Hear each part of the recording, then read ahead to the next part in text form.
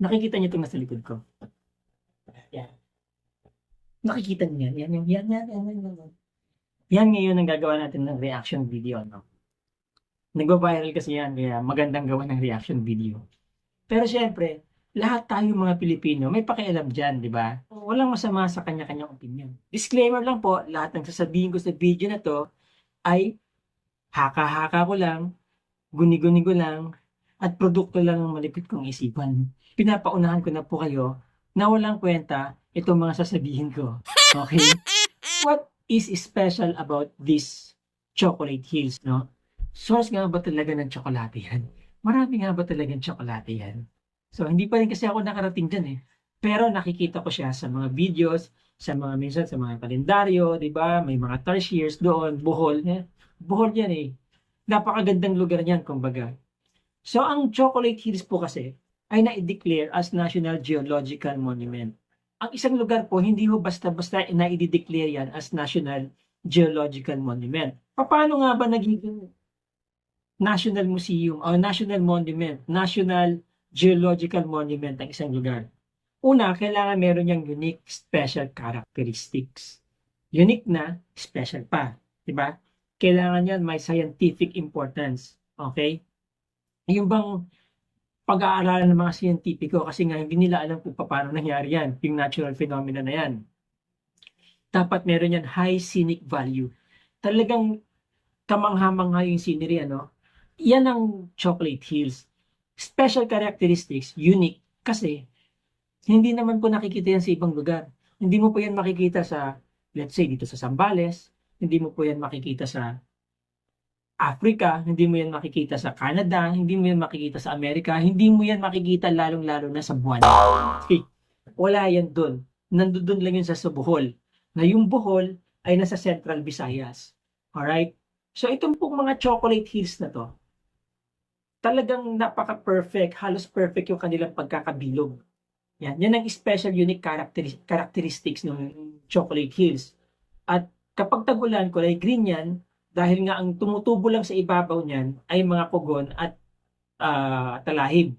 Pagka tag-init, nagkukulay brown yan, natutuyo, so nagiging parang kulay tsokolate. Kapag titignan nga daw yan sa malayo, parang ano yan, parang mga haystack, parang mga bunton ng mga dayami. Itong mga hills na to, o mga burol na to, hindi po ito malalaki. Mga 50 meters, 30 to 50 meters sa mga height niyan, kalimitan. Pero yung pinakamataas na yata na nasukat nila is 120 meters. Okay? Nakakalat po ito, 1,700 plus na nakakalat sa tatlong bayan ng Bohol. Okay? Yung bayan ng Carmen, bayan ng Batuan, at bayan ng Sagbayan. Okay, nakakalat po yung 1,700 plus na hills na yan na nandiyan dyan. Kaya kung mapapansin ninyo, talagang huge, no? Talagang malaki yung sinasakop ng protected area. Accordingly, doon sa plaque, na bronze plaque dito daw sa may view deck ng Carmen, ng bayan ng Carmen, may view deck diyan, may nakalagay na bronze plaque diyan. Kung papaano tumubo yan mga chocolate hills na yan, ano? Ang chocolate hills po kasi ay actually limestone yan. Yung limestone, batong apog. Parang chalk na ginagamit natin panulat sa mga blackboards. Yan ang kabuuan ng Chocolate Hills. Kaya kung mapapansin ninyo, walang tumutubo na puno sa ibabaw niyan. Puro damo lang. Siguro sa tagal ng panahon, tumubo yung damo, natuyo, na-decompose yung mga dahon, tapos eventually naulit yung cycle hanggang sa nagkaroon na ng lupa, no, doon sa ibabaw ng hills, ng mga hills na yan, ng mga limestones na yan, no. Kasi compared sa ibang limestone, halimbawa yung mga limestone dito sa Coron, dito sa El Nido, mga limestone yun, nakikita natin na mga parang mga may mga kanal-kanal na mga bato na yan. Mga limestones din po yan. So ang tawag po diyan mga karsts, no. At ang Chocolate Hills ay isang conical karst. Okay? Perfect yung kanyang pagkakabilog. Isa yan sa mga special characteristics ng Bohol, ng Chocolate Hills ng Bohol. So, according po doon sa bronze plaque na yan, ito daw lugar ng Bohol na to, noong unang panahon, nasa ilalim ng dagat. Okay, tapos nagkaroon ng tectonic movement doon, tectonic plate movement. Lindol baga. Okay, lumindol doon sa ilalim. Ngayon, yung paggalaw na yun, tinulak na yung mga corals pataas.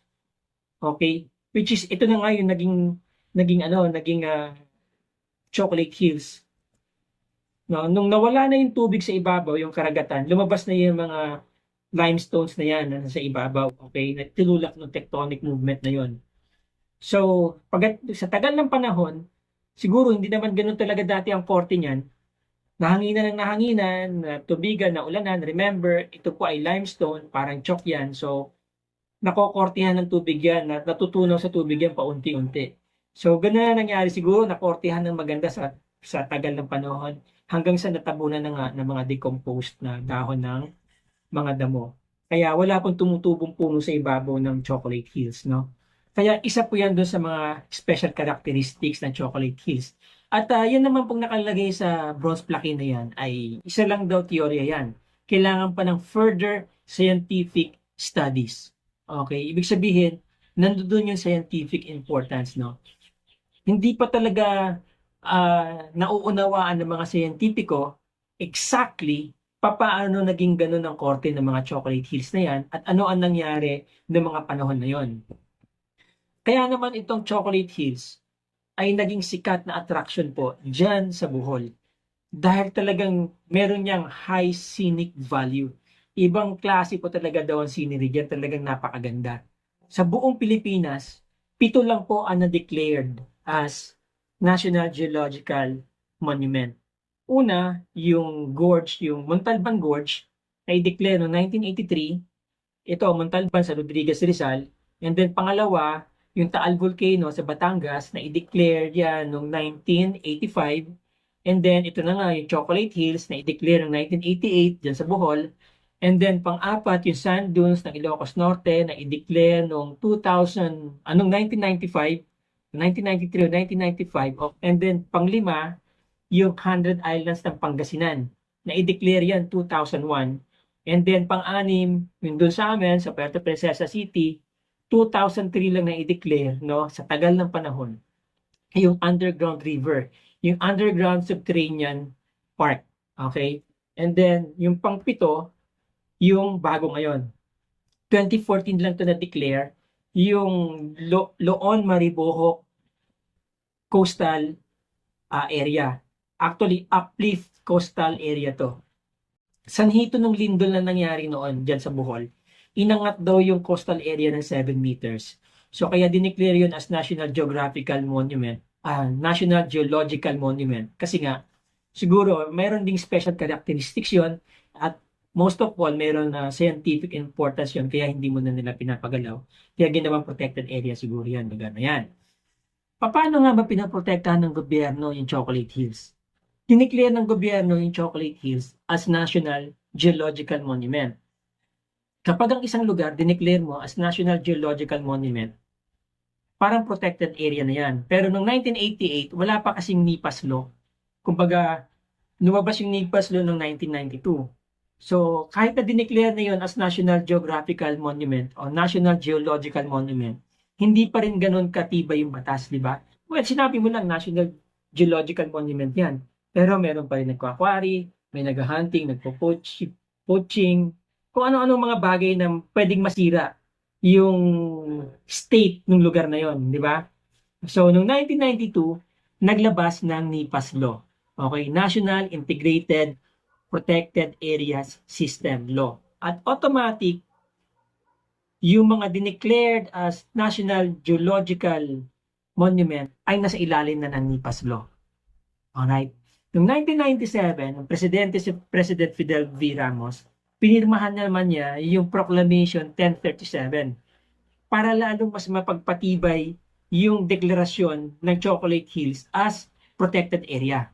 According doon sa Proclamation 1037 na yon, na pinirmahan niya noong July 1, 1997, ang Chocolate Hills daw, lahat ng nakapaloob dito, sa palibot nito, at lahat ng nakapalibot dito sa mga bayan ng Carmen, bayan ng Batuan, bayan ng Sagbayan, bayan ng Bilar, bayan ng Valencia, at bayan ng Sierra Bullones ay nakapaloob na sa National Monument. kailangan na daw yung protektahan at maglagay ng mga mekanismo para yan ay protektahan. So, ibig sabihin, nagkaroon na ng special law dyan. Hindi ka na basta-basta pwedeng kumilos dyan, di ba? Kasi may mga penalties na, syempre, maghihigpit ng gobyerno dyan, maglalagay na ng mga pulis, military dyan, para hindi na magalaw yung lugar. Remember, mga kabutsawals, 6 na bayan yan. 6 na bayan po yan. Hindi po yan 6 na barangay lang. So, naapektuhan talaga ang kabuhayan ng mga tao. 'Di ba? Kasi, before siguro, kaya dineclare yung batas na yon o pinagtibay ni Ramos, kasi nga, hindi na maiwasan yun. Kasi before na ma-declare yan, meron ng mga quarrying dyan, meron ng mga activities dyan, para, alam niyo na may kinalaman sa pag-extract ng minerals, ah, pag-develop dun sa lugar. So, lahat yun napigilan. At bago i-declare as National Geological Monument, ang lugar na yan, yung Chocolate Hills na yan, meron ng around 310,455 hectares na nakatitulo sa mga private individual at saka classified as alienable and disposable lands, no? So itong mga alienable and disposable lands, malamang yung iba dito may hawak na mga tax declaration, 'di ba? So yung mga tao diyan talaga nag-aalburuto, 'di ba? Kasi hindi na nila magalaw yung property nila. So yung batas na yon nagkaroon ng civil unrest, no? Nagkaroon ng social unrest. At yung mga tao halos talagang nagre-rebelde na, talagang nagrebelde ng iba. In fact, naging hotbed yan ng insurgency noong mga panahon na yon. Nagkakaroon lagi ng encounter dyan. Sinusuportahan ng tao yung mga NPA. Nagkaroon pa nga ng baluarte ang NPA dyan. Nagkaroon ng front na tinatawag nilang Chocolate Hills Command. Di ba? Parang yung Melito Glor Command lang yan. Di ba? Ibig sabihin, stronghold yun ng mga NPA. Talagang hirap pumasok ang gobyerno dyan noon. Talagang nagpapatayan dyan. Okay? So, nung naging presidente na si Gloria Macapagal Arroyo, ina-identify nila yung problema, 'di ba, ng mga tao diyan kasi ang mga NPA, mga makakaliwa, sinusuportahan yan ng mga taong nasusuppress, 'di ba? Especially yung mga taong mga mahihirap. So naghihirap na yung mga tao doon kasi nga wala silang livelihood, 'di ba? Walang binigay na alternatibo yung gobyerno noon para kumita sila dahil hindi pa naman ganoon kalaki yung tourism noon eh. Hindi kagaya ngayon, 'di ba? So ang ginawa ni Gloria, for the sake of peace and order dun sa region na yon, siguro na-identify nga nila, ito iniisip ko lang, baka na-identify nga nila ang root cause ng problem yung batas na nilabas ni Fidel V. Ramos. So inamend ni Gloria Macapagal yung proclamation ni Ramos. Doon sa proclamation 333 ni Gloria Macapagal Arroyo, inamyendahan niya yung batas na nilabas ni Ramos na Proclamation 1037 at dinideklara sa amendment ni Gloria Macapagal na ilang bahagi ng Chocolate Hills ay hindi na part ng National Monument o Chocolate Hills National Monument. Kaya naibalik na sa tao yung mga lupain, naibalik sa doon sa may mga private individual, yung karapatan nila para na rin matapos yung problema doon ng mga insurgency dahil syempre yung mga tao masaya na, 'di ba, nasa kanila na uli yung karapatan sa kanilang mga lupain, magkakaroon na uli ng mga small scale miners, 'di ba? Magkakaroon na uli ng development sa lugar, magkakaroon na uli ng pera, 'di ba, yung mga tao doon. Kakaroon na ng hanap buhay, magkakaroon na ng trabaho. So, yun na nga, yung proklamasyon nagbukas ng daan sa mga ganyang aktibidades, small scale miners, construction, turismo especially. Tapos dumating na naman yung panahon na lumalala na naman yung sitwasyon doon sa lugar na yon, especially doon sa mga quarrying. So may nabasa akong balita, yung mga news yun, way back 2016 na merong mga nagrereklamo doon na talagang pinapatag na daw nila yung mga ibang hills doon. Kasi nga remember, yung mga hills gawa po yan sa limestone at merong demand ng limestone sa market. Hindi lang po nangyayari yan sa Chocolate Hills, no? Nangyayari yan sa mga iba pang protected areas ng Pilipinas. Hindi lang naman kasi yung National Geological Monument ang mga protected areas. Eh. Marami pang protected areas na dapat pinoprotektahan ng gobyerno, di ba? Naging mainit lang to kasi nag-trending. Okay? So, nahirapan ng gobyerno balansehin kung paano ba balansehin yung interest ng mga miners, yung interest ng mga constructions, di ba? Yung development, yung interest ng mga nasa sektor ng turismo. At the same time, pinoprotektahan nila yung protected areas kung saan sila nandoon. So may mga guidelines naman dyan, may mga batas tayo dyan na dapat sinusunod. Kaya ang tingin ko dito, ang naging problema lang talaga ng resort na to, nung nag-viral, ay hindi siya nakapag-secure ng ECC, Environmental Compliance Certificate. Tinamad lang siguro yung manager ng resorts, baka lapse niya yun sa side niya. But imagine, kung nakapag-secure siya ng Environmental Compliance Certificate, bago pa lang nag-trending yung kanyang resort, sa tingin nyo mapapasara yung resort niya? Di ba? Yun lang naman na naging butas doon eh. Ngayon ang tanong, bakit siya hindi inisyuhan ng Environmental Compliance Certificate? Hindi naman niya kasi nilakan. Hindi dahil sa bumagsak siya doon sa palatuntunan ng DNR para mabigyan ka ng Environmental Compliance Certificate. Di ba? Kaya nga temporary closure order lang yung binigay sa kanya kasi hindi pa nila na-imbestigahan yung lugar. So, somehow, may mga lapses, may mga gray areas din, ano? Kaya, mahirap i-judge yung may-ari din ng resort na kagaguhan yung ginawa niya, di ba? Na, kasi, alam nyo, yung mga tourism sectors na yan, sila yung mag-i-invite ng tao. Sila yung magpapalakas ng economy sa lugar. Pwede namang lumakas ang turismo dyan na hindi natin sinisira yung environment natin. Ang naging lapse lang dito talaga ay hindi sinubaybayan ng husto ng DNR kasi iniisip niya, ang kanya lang namang concern yung kung hanggang saan yung yung burol, di ba? So everything else medyo easy na lang yan, parang ganoon. Ako yun lang naman ang iniisip ko kasi nga hindi na part ng National Museum yung ginagalawa ng may-ari ng resort. Okay? So kaya nakakuha din siya ng permit sa government, sa munisipyo, 'di ba? Hindi naman makakakuha ng permit yan sa munisipyo kung hindi rin papayagan niya ng barangay kapitan. Magsisimula yan sa barangay kapitan, tapos aakyat na sa munisipyo. Doon. Meron din siguro silang building permit, kompleto siguro sila sa mga hawak na ng dokumento, 'di ba? Yung Environmental Compliance Certificate lang ang wala sila. Ang tanong, bakit nakapagpatayo pa rin sila nang walang ECC? Di ba? Bakit nakapagpatayo pa rin sila ng walang ECC? Hindi naman masama ang progress, di ba, sa isang lugar. Kung mapapansin natin, 100 Islands, may mga resorts na yan. Sa Mount Pinatubo, di ba? I think protected area yan, pero may mga resorts dyan, Diyan sa lugar na yan. Kasi yung sinasabi ng iba, baka daw maging president siya. Ibig sabihin, may mga gumaya sa kanya maglagay din ng resorts, no? Not everybody pwede maglagay ng resorts. Kasi pwede namang kontrolin ng LGU yan eh. Let's say, okay, 5 na yung resorts dito o 3 na yung resorts dito, hindi na ulit pwede maglagay ng resorts. Nagkataon lang siya ang nauna dun sa lugar na yon, di ba? Besides yung mga local, parang wala namang reklamo yung mga locals dun eh. Parang okay lang sa kanila. Hindi naman masama ang progress. Lalo na kung mag-attract ka ng turismo. Basta ang importante, syempre, dapat yung ginawa mong lugar, dapat compliant ka. Dapat isubmit mo lahat ng mga necessary requirements. Pero hindi rin kasi lingid sa atin na marami sa atin yung ganun di ba? Para ma-approve yung permit. Talagang kailangan ng for the boys. May mga ganun talagang tao. Yung batas natin, dinisenyo talaga para sa kabutihan ng mas marami. And ultimately, para sa survival ng mga saling lahi. Especially yung mga batas para sa environmental concerns. Kaso, may mga tao talagang ganit, sakim, alam mo na, mga taong ganyan na gusto manatili sa kapangyarihan, gusto lang talaga magpayaman, may sariling interes.